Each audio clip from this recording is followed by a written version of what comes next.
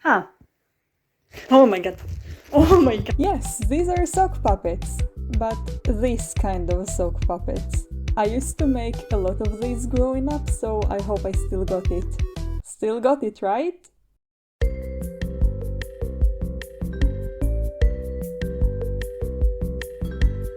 So in this video I'm going to turn these into these.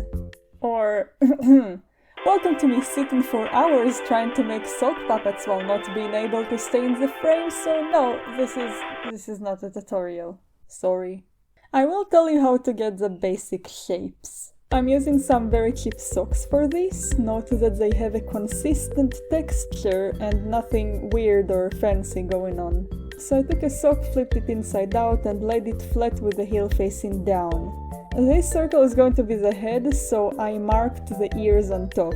Small ones for Freddy, long ones for Bonnie, triangle for Foxy, and, well, Chica's bald. Sewing along the line I drew, I make sure that the stitches are close together, and after that I cut around the ears but not too close. Flipping it inside out, the ears look very small and sad and awkward. Nothing that some filling material can't fix. Clouds! I'm stuffing them with clouds, and I stuff the head and the body, and boom! Puppet! To close it up, I sewed in and out around the edge and pulled. The thread snapped. Okay, and then I reinforced it a few times along these. After closing it up, I fixed the shape, and here we go!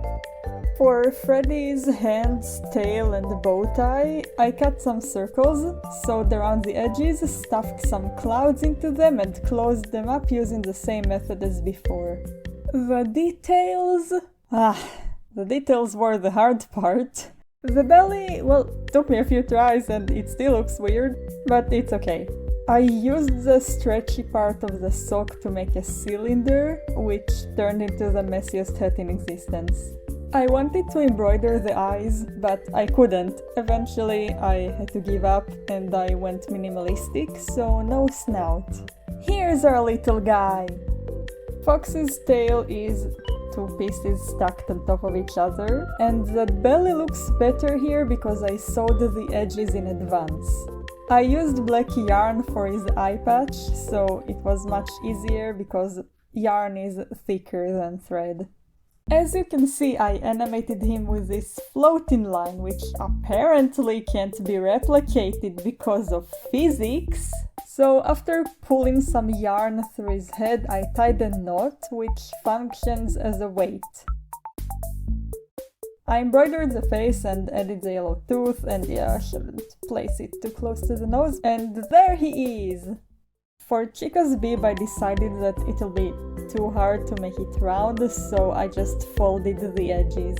Then I embroidered the most non-pizza looking pizza in existence. For that fluff part on top of her head, I just shoved a scrap of sock between the stitches and reinforced it. I honestly have no idea how it stands so upright. I mean, I could have added it in the beginning, but oh well. I wanted to use yellow yarn for her floating lines, but I didn't have yellow. Or purple yarn for Bonnie, but I did have white yarn. So I mixed some acrylic paint in water and shoved the yarn inside for about an hour before taking it out to dry. Note that this is not the best way to color yarn, because if you wash it with water or hold it in your hands, the color might rub off. She looks so cute! Last but not least, Bonnie! I did a stitch in his tail to try and make it look more like his animated counterpart. Emphasis on try. For his fluffy beard, I stuck the yarn, tied it up real tight, and then cut the edges. Here's our silly guy! Now, it wouldn't be a proper RE-themed video without a beard cameo.